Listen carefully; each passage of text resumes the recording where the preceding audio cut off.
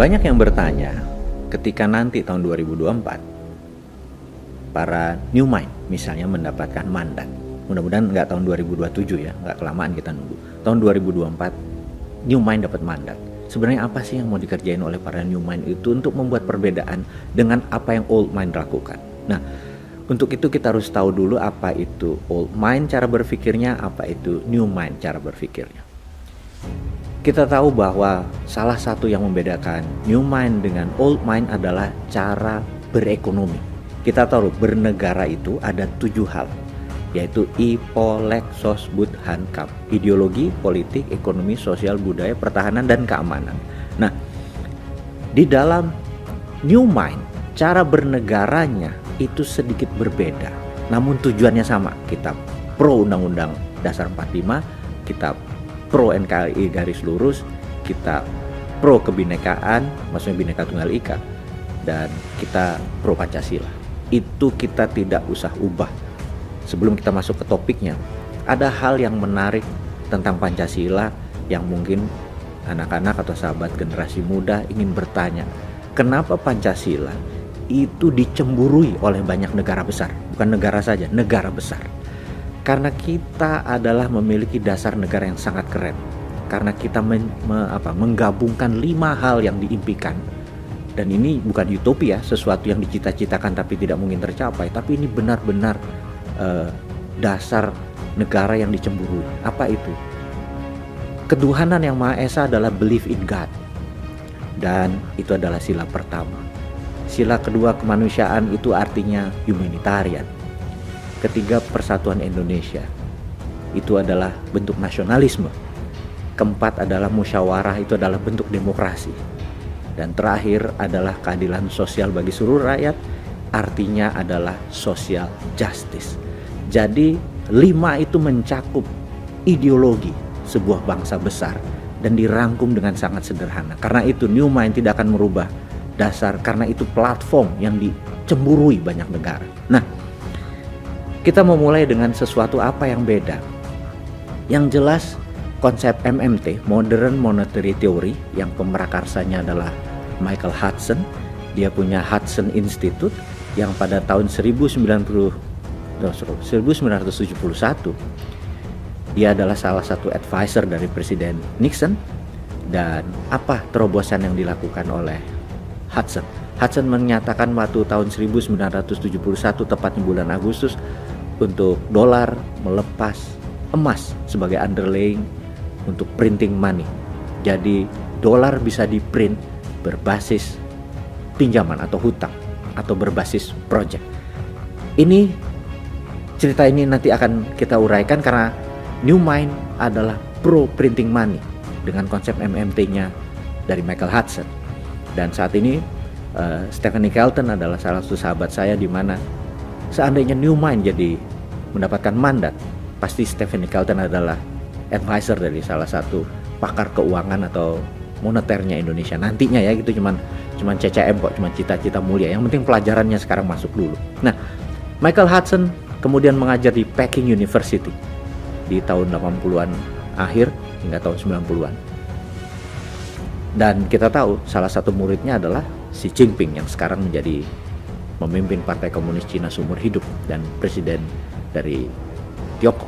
Nah, di tahun 89 ada peristiwa yang menarik, yaitu peristiwa Tiananmen Square di bulan Mei, di mana mahasiswa yang pro demokrasi waktu itu meminta mengubah mungkin dasar negara dari komunis, sosialis komunis ke negara demokrasi. Tapi tentunya Deng Xiaoping sebagai pemimpin saat itu masih dilema, karena dia dekat sama Ronald Reagan. Dia menjanjikan 40 tahun kemudian dalam perjanjian dengan Reagan di tahun 80-an akan membuat China, Tiongkok menjadi demokratis, tapi bukan ideologinya, bahwa nanti ada pemilihan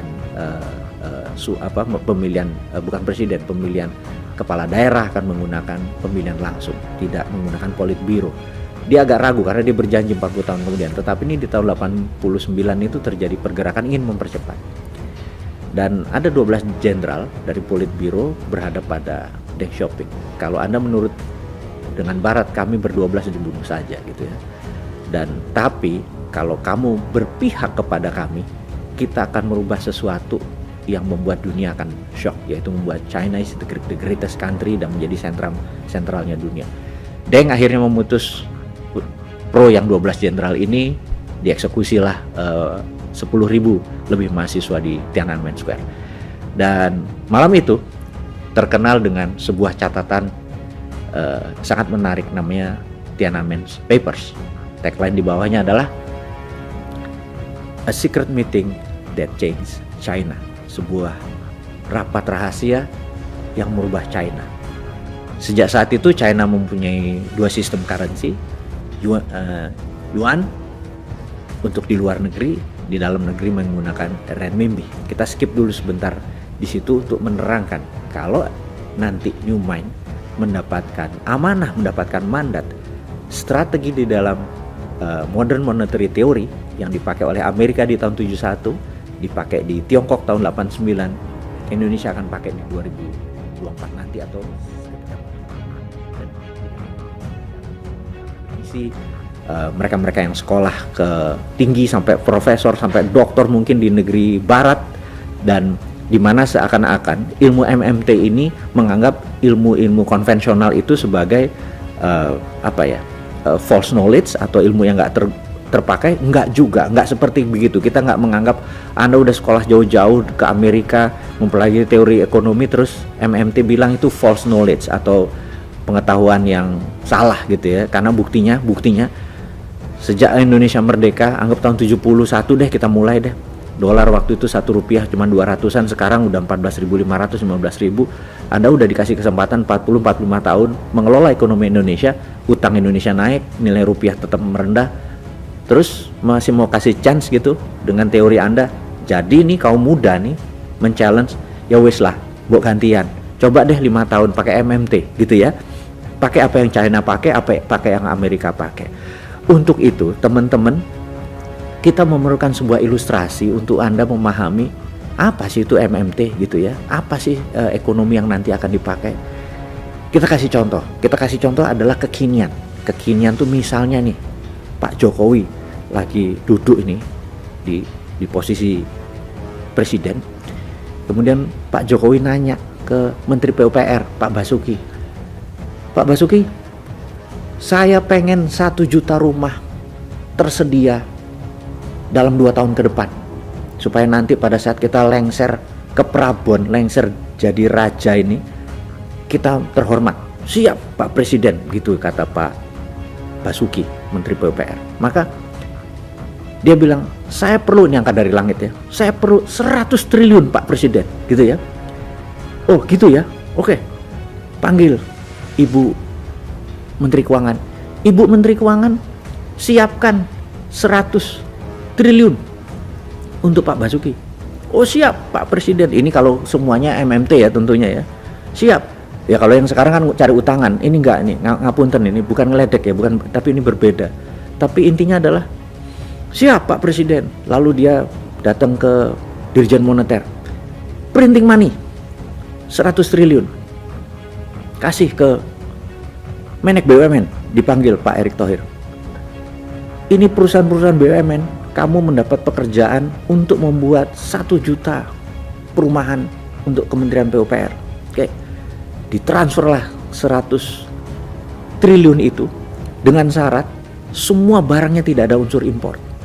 Kusennya, pakunya, besinya, semennya, atapnya, semua lokal.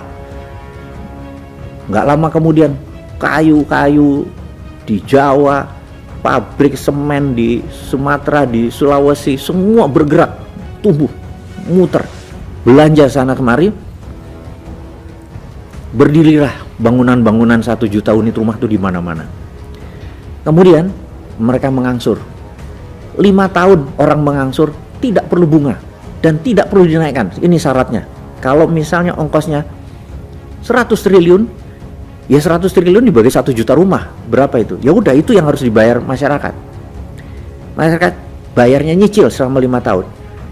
Begitu mereka nyicil, masuk ke Menteri Keuangan, masuk ke bank, masuk ke Menteri Keuangan, masuk ke bank, setiap nyicil uangnya diambil dibakar, setiap nyicil uangnya diambil dibakar, setiap nyicil 2 2 tahun kemudian begitu berdiri, sold 100 triliunnya masyarakat beli, dibakar. Pertanyaannya, ada inflasi nggak? Nggak ada, nol. Ada bangunan yang jadi nggak? Ada, 1 juta rumah. Murah orang nggak pakai bunga. Ekonomi tumbuh muter gitu. Terus lakukan, oke, udah punya 1 juta, mbok bikin 10 juta rumah, mbok bikin jalanan, bikin jembatan, bikin pelabuhan. Duitnya dari mana? Printing money. Begitu ini nanti balik, bayar, bakar gitu ya. Itulah yang dilakukan oleh pemerintah Tiongkok. Renminbi itu dicetak berdasarkan project. Karena itu ngawur seakan-akan mereka membangunnya. Bayangin, satu kota, ada 113 kota di Tiongkok.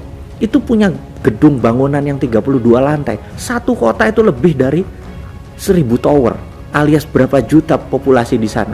Kalau dihitung selama 40 tahun, itu ada 25 miliar meter persegi bangunan.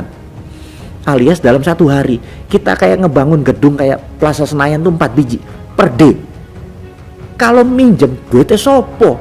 Tapi kalau pakai printing money begitu berdiri dibakar, gak ada inflasi dan gedungnya jadi. Nah, duit tadi tidak boleh membelanjakan 1 sen pun produk luar negeri, karena itu yang menjadi inflasi. Jadi inilah yang akan dilakukan oleh Newman nanti kalau dapat mandat. 10 juta rumah jadi dalam 5 tahun, dan berapa ekonomi tumbuh, berapa rakyat bekerja, berapa produk yang akan disediakan. Lah ngono aja kok susah jadi presiden.